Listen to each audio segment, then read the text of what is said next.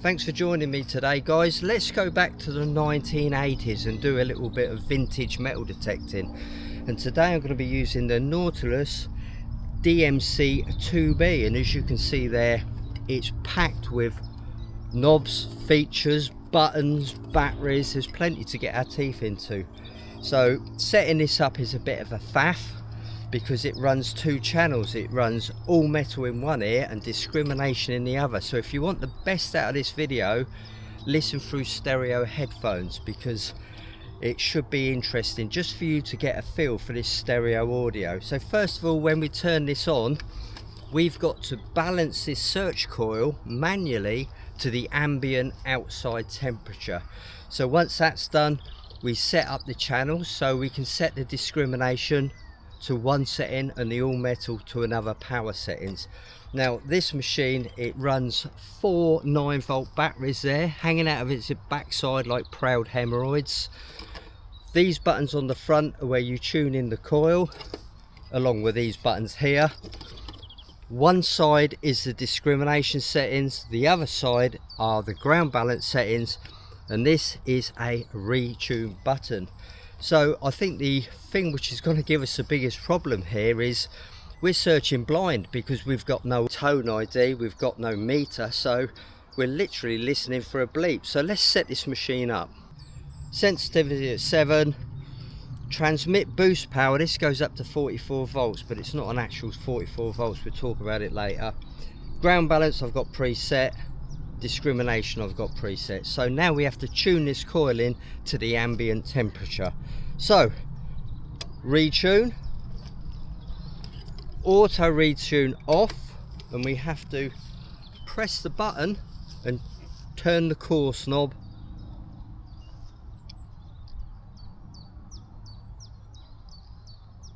until it goes quiet. Now the fine, I would have liked to have ground balanced this, but there's so much iron here, it's difficult to get a clean patch. And that's just a little chirp from the iron there. So this is the ground in the background. I've got the auto tune on. That's the iron. In my left ear, it might be your right speaker, I don't know. There's a good one. Bit broken there actually. So it's a concentric coil, it's a polo coil, which means it goes down in a cone rather than a DD, a concentric, which is a bowl shape.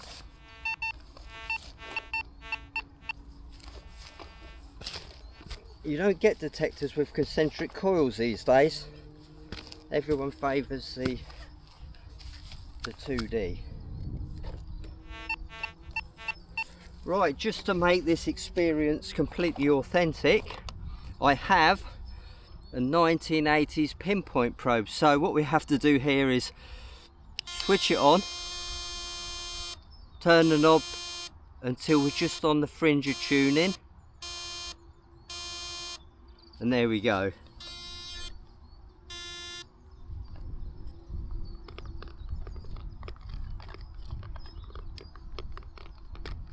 Nothing, I can't hear anything anyway.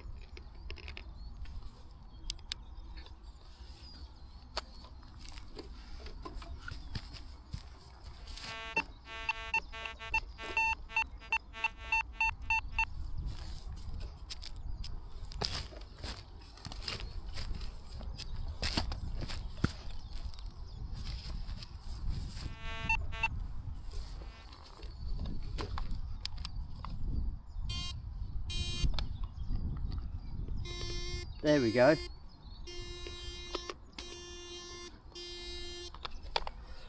Pinpointing needs a little bit of practice. There it is, our first signal. Horrible piece of iron. Okay, we're going to be a bit more fussy with our targets now. That was my first target after, I don't know, 10 years of not using this machine, so bear with. So to be fair, we've got no meter and we've got no tone ID, but this Nautilus was in its day marketed as a relic machine. So really a relic machine, you just want to know what's ferrous and non-ferrous and perhaps the size of it. That sounds pretty good. Can you hear the iron coming in softly on the left ear or the right speaker, whatever, as we approach it?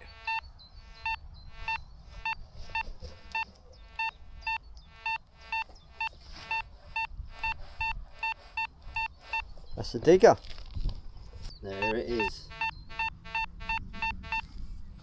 And I can see what it is there. Look, it's just a shotgun cartridge. You would have still dug that with a metered machine, wouldn't you?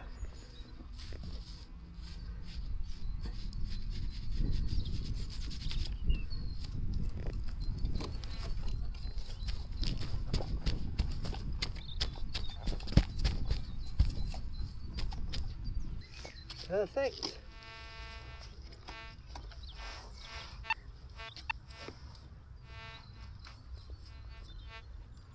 So this machine was released, I think, in the late 1980s by Tyndall Electronics in America. It's a homemade machine. As you can see, as you look closely at the box, there's some pretty big gaps between all the joints, so you wouldn't want to take it out into the rain because it certainly wouldn't be waterproof. Makes you wonder why they called it the Nautilus, doesn't it?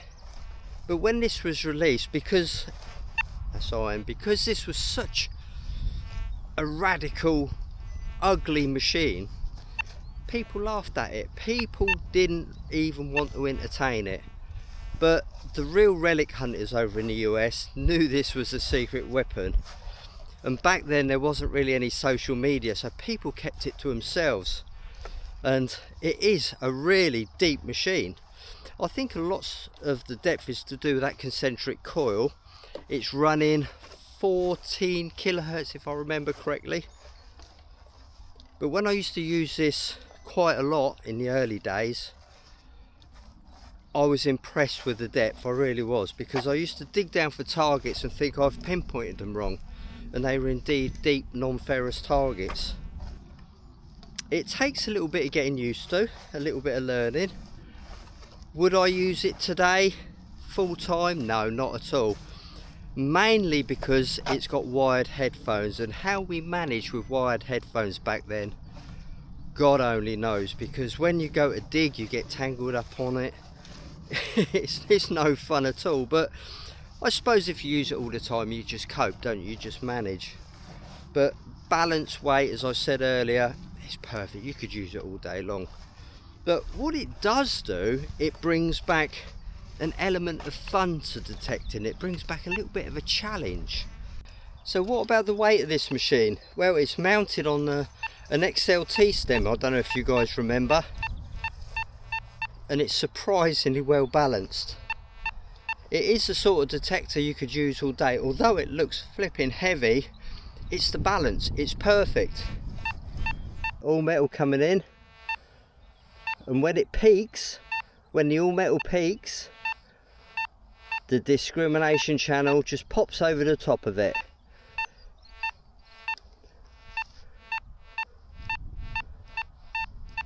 Tiny little bullet or something. Excellent. There's one. Can you hear how the all metal doesn't really have a chance to run its full course, because the discrim cuts in just as the coil goes over the top.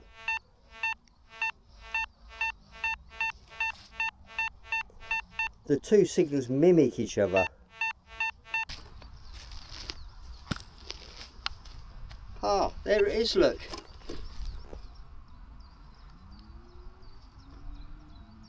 A coin. Big iron. Have a listen to this.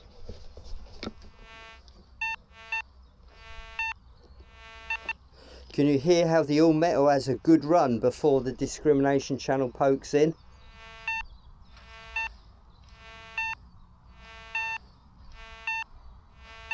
They're not on top of each other, so I'd say that was misshaped iron, bit of flat iron. Let's have a look. It's a horrible piece of ferrous, piece of tin. Do you know, the more I'm using this, the better I'm getting on with it, and the more I'm enjoying it. It's bringing back some fond old memories when I used to use this machine all the time. Textbook signal here, look.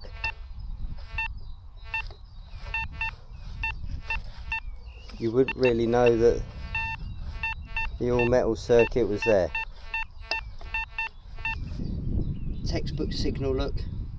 No all metal there, everything was on top of each other. Interesting though, we've been using a 1980s machine and I've dug a few 1980s coins, so yeah, oh, that EMI is getting really bad now. Haha, another 1980s coin. Ah. I'll see if I can get some dates off them.